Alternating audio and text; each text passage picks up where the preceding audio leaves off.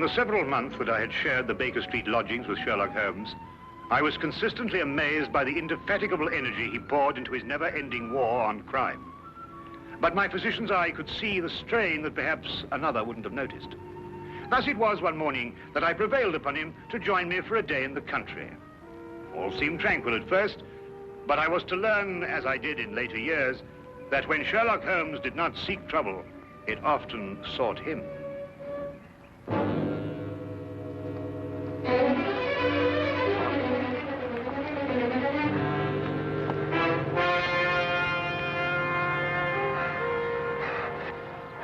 Help her. They may be coming. Steady now, we'll have you all right in a minute. What's happened to the young lady? Who are you running from? Stark. Carroll. They tried to kill me. Out now, Holmes. Perhaps we'd better get them to London, eh? My very thought. The young lady is uninjured, but she's suffering from a deep state of shock. Come along. Oh.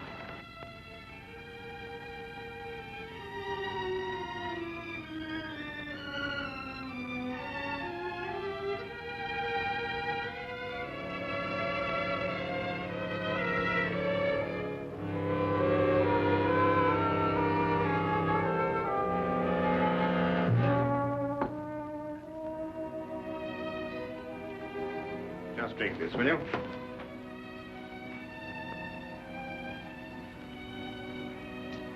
Better now? Much, thank you, sir. Will she be all right, Doctor? Oh, yes, I think so. Twice last night she saved my life. Who is she? I don't know. We only met last night. I'm afraid she's mute. What, deaf mute? No, she hears and understands perfectly. How did you meet her? Well, it all started yesterday afternoon. Seems an eternity since then. I was in my office, facing the realities of my professional situation.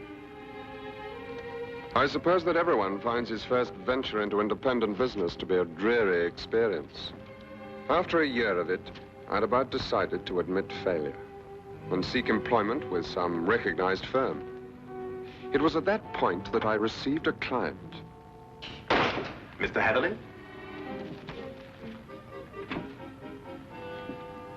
His name was Colonel Lysander Stark. Had I known then what horror he was bringing into my life, I would have strangled him right then and there. Frankly, Mr. Hatherley, the commission I have come here to offer you deals with a matter of extreme secrecy. I have gone to some lengths to acquaint myself with both your professional and your personal qualifications. Personal qualifications, sir? Yes. I know you to be an efficient hydraulic engineer, but also that you are a bachelor, an orphan, and that you reside here alone in London. Why, that's very true, but I'm afraid I don't understand. You shall when I explain the assignment. Do I have your word that our conversation will go no further than this room? Of course, sir. I shall respect your confidence. Excellent. Well, then.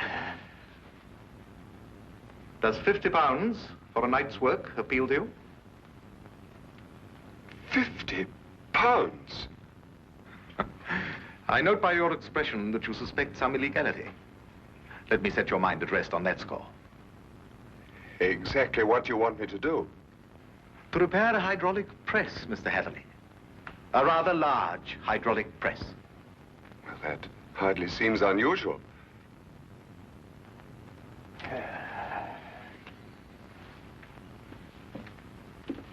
For some years, I have owned a small place in the country just outside London. Recently, it has come to my attention that the land contains a vein of something commonly called fuller's earth. I trust you are familiar with the term. But ore is dug out of the earth. Why should you need an hydraulic press? I'm a businessman, Mr. Hatherley. Undoubtedly, the land surrounding mine contains more of such wealth.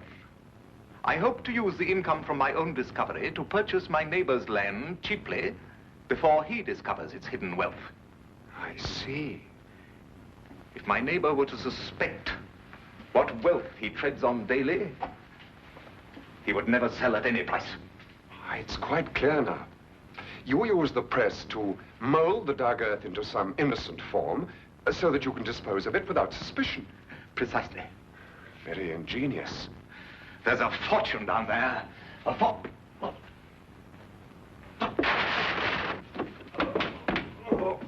Is there anything wrong?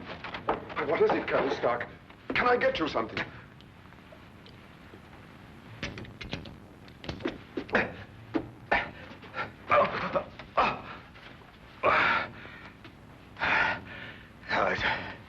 It's all right. My heart. I oughtn't to get too excited.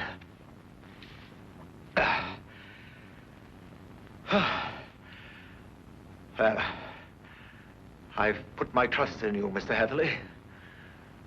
Do you accept the commission? When do I begin, sir? I promised to meet him that night, last night, at Ayford Station.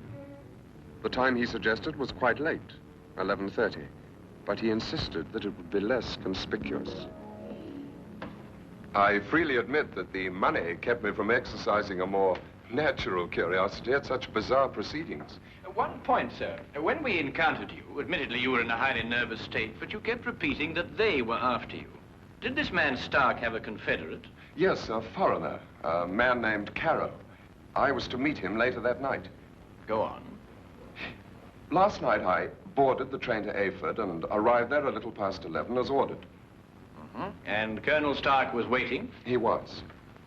We drove for almost an hour, and then we stopped suddenly, and he almost pulled me into a darkened house. Stark muttered under his breath as he fumbled to strike a match, but suddenly a light appeared at the top of the stairs.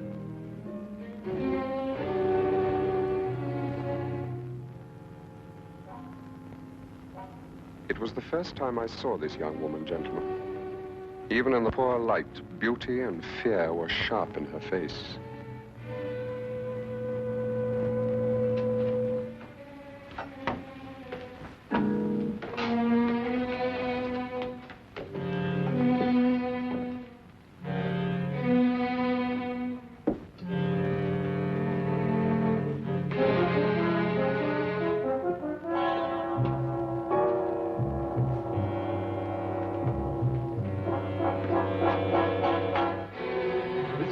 Is our housekeeper.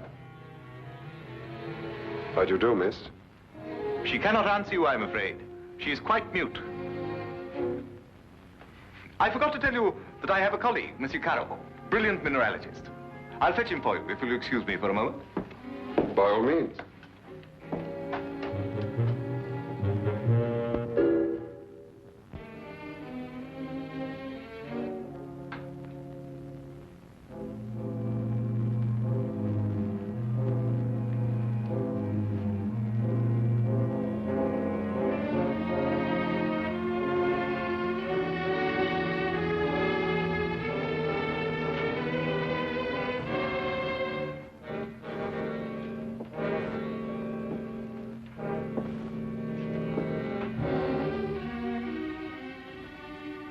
Is there anything wrong? You want me to leave? Why? Are you trying to warn me against Colonel Stark?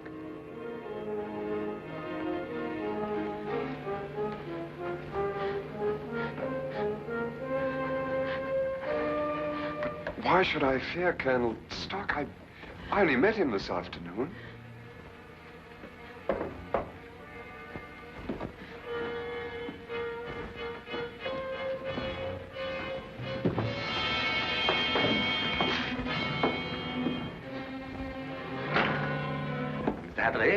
I'd like you to meet my friend and associate, Monsieur Carroll.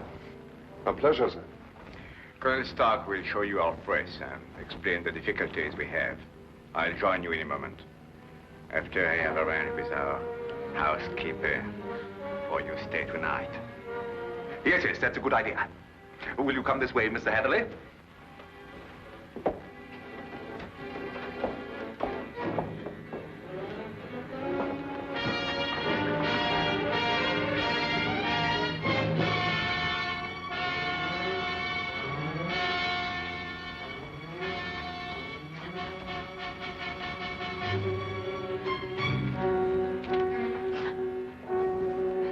I thought you have learned better, my dear.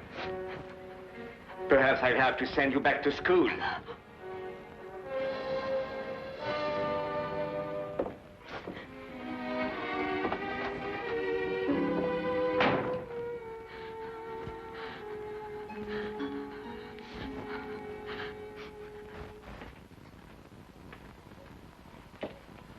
Yes, in principle, this is the standard hydraulic press. Though I must say I've seen few as large. Indeed. And so it does the work of 4 ordinary presses. I think I told you that time is my greatest foe.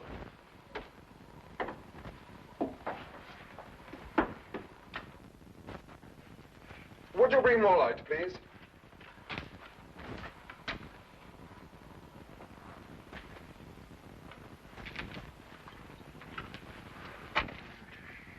Wood. Concrete would have given you more support. Are these walls reinforced from the outside? Ah, Bruno. I was just about to explain to Mr. Hatherley that all the walls except the one he is examining are reinforced. However, there's no trouble with the walls. It's in the machinery. You'll hear it. Good. Just wanted to check up first.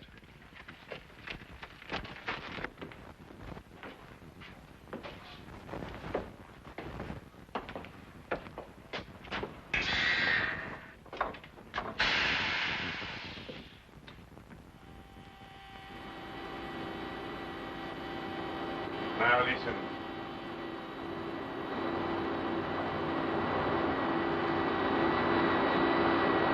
Know what it is? One of the cylinders is leaking fluid, cutting down your power. Turn it off and we'll have a look at the driving rods.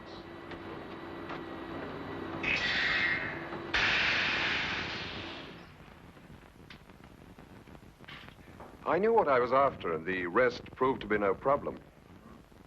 Of course. You knew by then the true purpose of the press. Not quite. Although I was sure it was not for making dirt brick molds. Much too large for that. But they'd lied to me so blatantly, I thought it best not to call them on it right off. Well, what were they using the press for? Fairly obvious. They are counterfeiters. They use the press to form the amalgam that takes the place of silver. So I learned during the night. It was naive of me to assume that everyone but myself was asleep, but I did.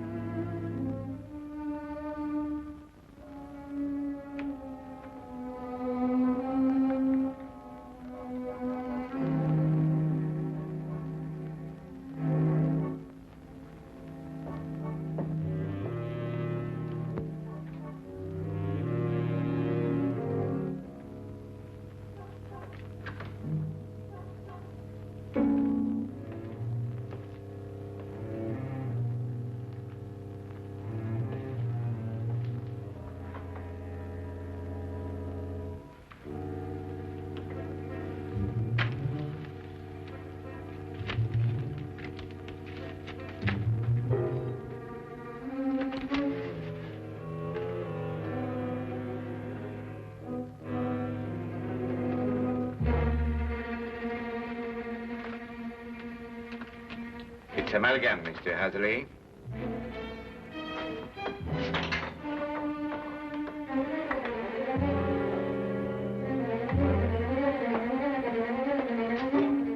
Carol, open up!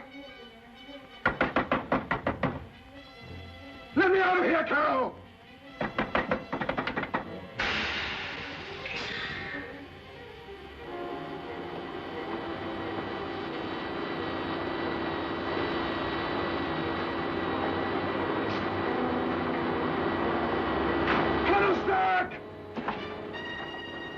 No one knew better than myself what that sound meant.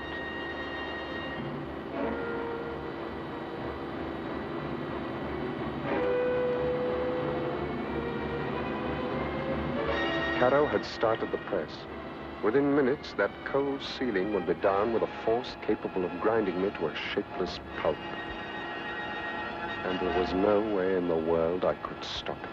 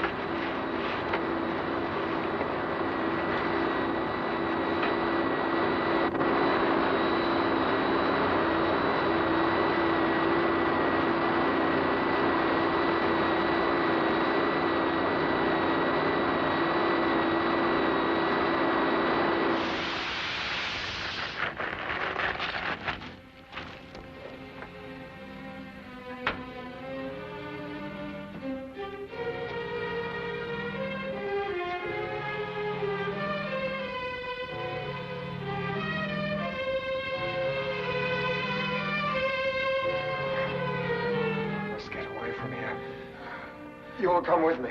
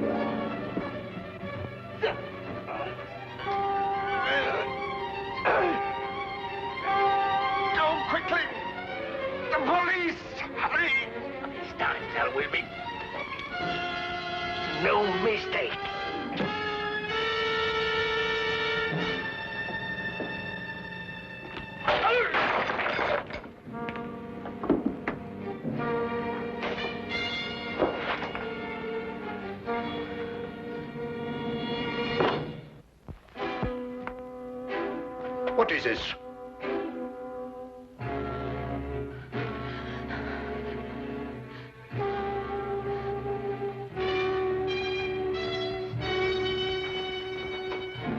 What's happened here? Bruno!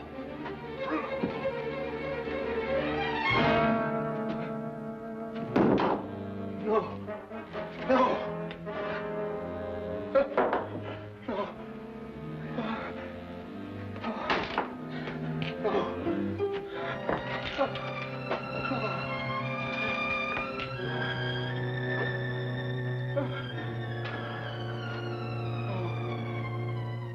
That's almost the last lucid recollection I have. I remember carrying her outside and plunging ahead into the darkness. Then you have no memory of going through the woods? Almost none. The next thing I remember, you and Dr. Watson were bending over me. Are you all right? She screamed. Did you hear her? Yes, quite clearly. Please, don't let them send me back. I can't bear it. There now. Brandy, Holmes, will you? There. That's right. You'll be all right. Here, drink this, will you? Now, Spencer. Now, tell me, do you know this gentleman? Yes, Mr. Hatherley. Oh, you can speak. Oh, why last night did you pretend? I wasn't pretending. I've been unable to speak for a year. Excuse me, Miss, Connors. Ruth Connors. Miss Connors. I gather that the events of last night gave you a shock, rather like a shock you received a year ago. Yes. When I saw the gun in Colonel Stark's hand, and it was pointed directly at me, a year ago, another young man visited us to fix the hydraulic press. I see. What do you know about this other young man? I was standing there, watching, when all of a sudden Colonel Stark fired his gun straight into the other young man's face. Why didn't you go to the police? I did. But first I must tell you that Mr. Carew is my uncle and guardian. He's my only living relation. And when I witnessed the murder, he fell upon me, repeating over and over, "You must never say a word. You must never say a word." But the first opportunity I had, I ran to the police. What did they do? Nothing. Because from that moment to this, I've been unable to utter a sound or speak a word. It was as though my throat was frozen up. Incredible. I have heard of this before. The worst of it was, my uncle learnt of my attempt to inform on him and had me committed to Bedlam. The insane asylum? I spent 6 long months there, 6 horrible, unforgettable months before they released me in his custody. After that, he forced me to do his bidding by threatening to send me back. Send me back to school was the expression he used. Why, that's horrible. Very. And I think it's time we called in our old friend, Inspector Lestrade. If only to deal with this man, Carew. You're not forgetting Stark, are you? Oh, I expect we'll find his remains, Watson. The loss of his medicine undoubtedly saved England the cost of executing him. Well, come along.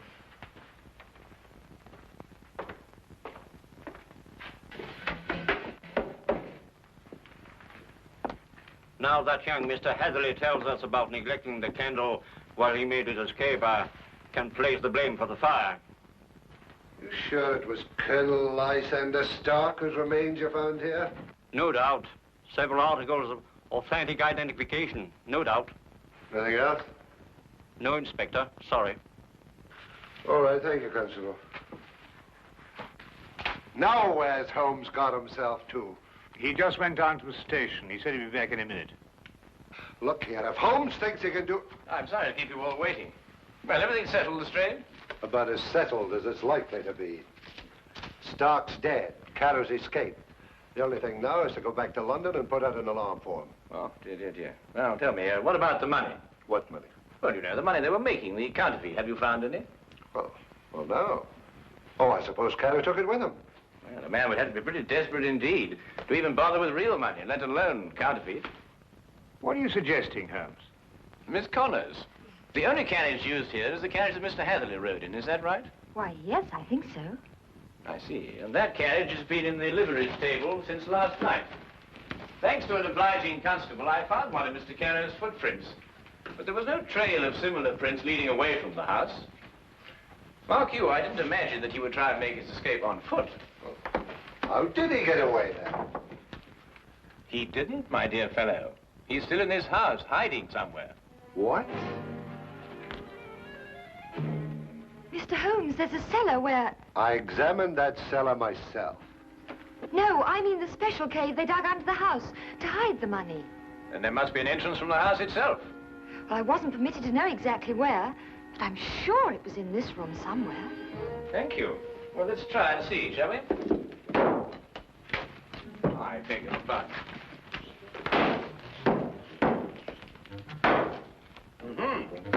What have we got here?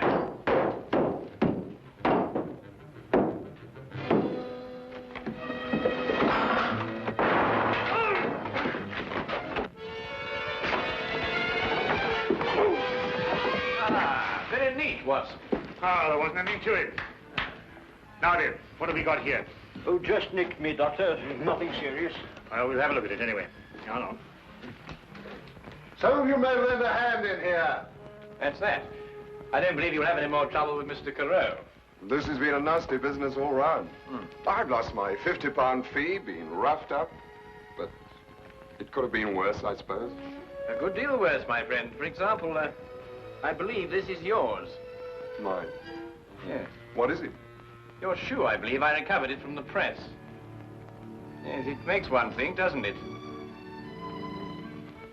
Well, Watson, you were quite right. A day in the country can be quite relaxing.